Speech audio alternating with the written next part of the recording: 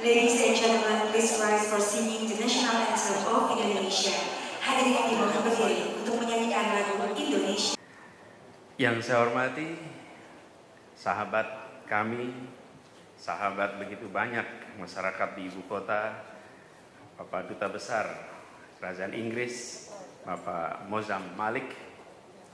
Yang saya hormati, Direktur British Council Indonesia, Bapak Paul Smith. Juga saya hormati teman lama, Ibu Ice Khadijah. Bapak Ibu sekalian, saya hormati. Alhamdulillah, Assalamualaikum warahmatullahi wabarakatuh. Selamat pagi menjelang siang dan salam sejahtera untuk semuanya. Izinkan saya pertama menyampaikan rasa terima kasih kami kepada British Council dan Kedutaan Besar Inggris atas program yang amat baik ini.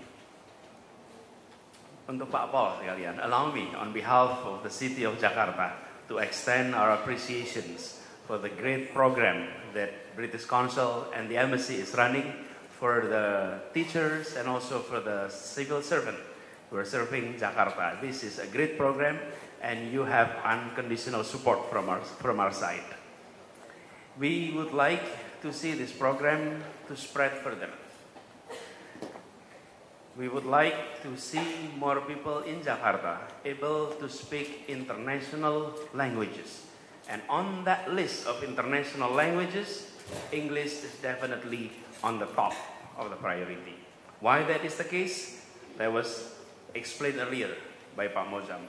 That top universities across the globe is using English. If you're talking about international meetings, conferences, almost all of them were in the language of English. And we would like to make Jakarta be one of an important global city. And therefore, the citizen of Jakarta need to be able to communicate in the international language, and that language is Bahasa Inggris. Nah, Bapak sekalian, we're talking about G20. Now there is a U20. The U20 is under the umbrella of G20, where cities of countries member of G20 and mayors of those cities having annual meeting, always about a month before the G20 meeting. Jakarta is one of the city involved in that. I have been attending various different international meeting of mayors because the international communities have been saying to us, we would like to see Jakarta be part of the international meetings of city. We have not been active in the international community. And we need to be active. But not only the mayor, not only the governor, but it's the people of Jakarta that needs to be active in the international community across the globe. Jadi bukan gubernur dan wali kotanya yang aktif, tapi justru seluruh masyarakatnya. Tapi untuk itu kami perlu, saya teruskan bahasa Indonesia ya. Saya perlu ibu-ibu, bapak-bapak bantu menyiapkan populasi kita untuk bisa berbahasa Inggris. Dan ketika anak-anak kita bisa berbahasa Inggris, maka kita akan mengembalikan, saya ulang nih katanya, mengembalikan Indonesia seperti saat Republik ini baru berdiri. Ya, Bapak Ibu, ketika Republik ini baru didirikan, Pak Mozam, when we had this country established, all our leaders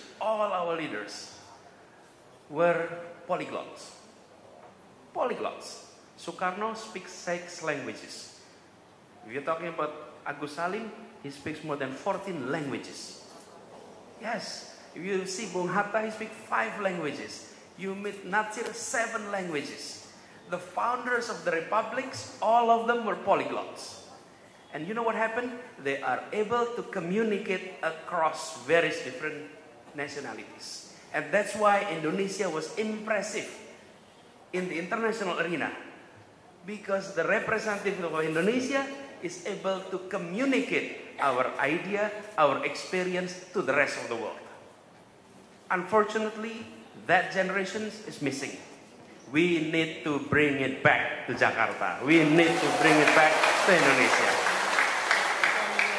Sekarang rangsang itu, kembalikan Jadi bukan mencapai yang baru, mengembalikan. Karena dulunya begitu.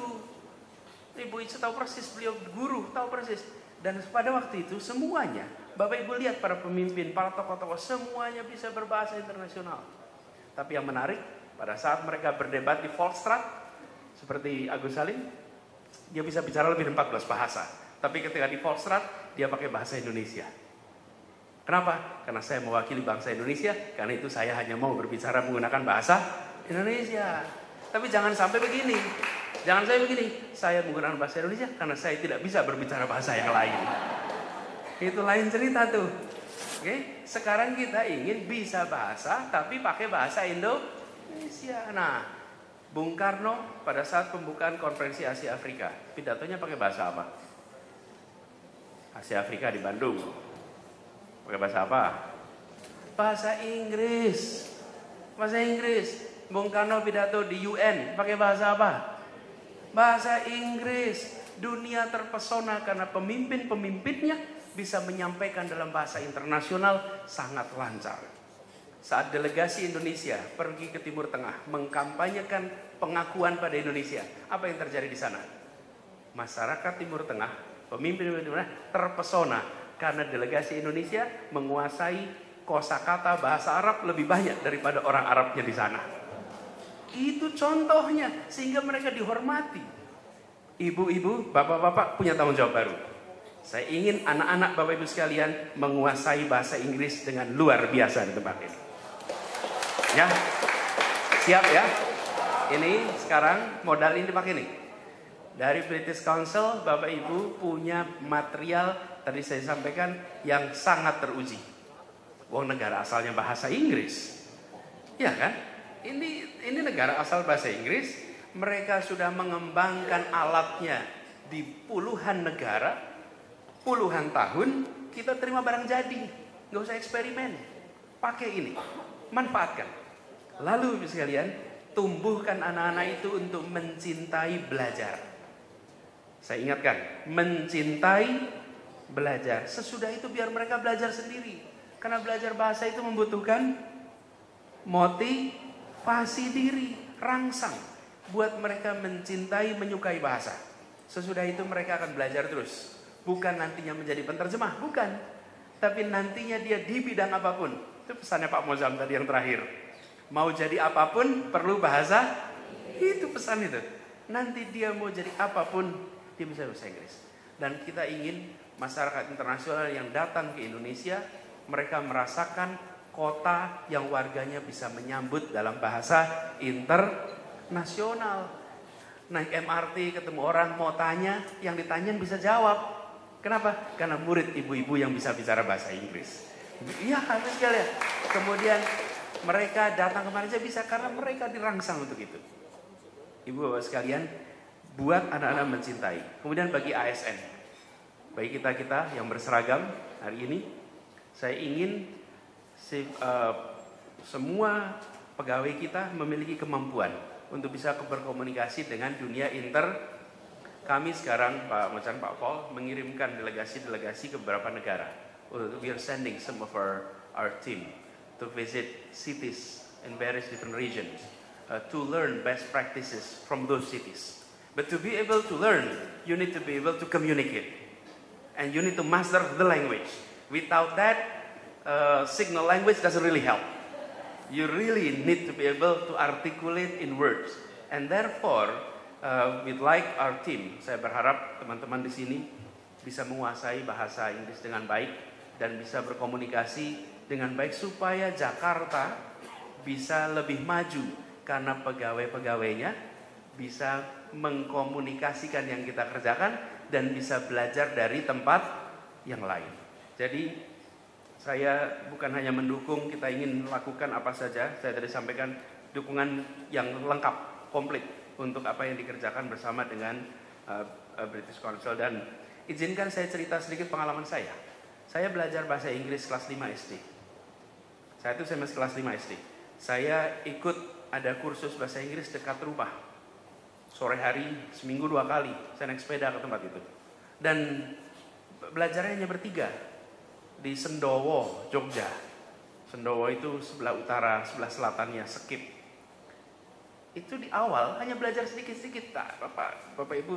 Dan by the way, materinya waktu itu dari Cambridge, the material dari Inggris, dan kita belajar di situ kelas 5 SD. Belum bisa bahasa Inggris, belum. Tapi yang terpantik apa? Minat untuk belajar bahasa. Perasaan bahwa bahasa Inggris itu bisa dipelajari.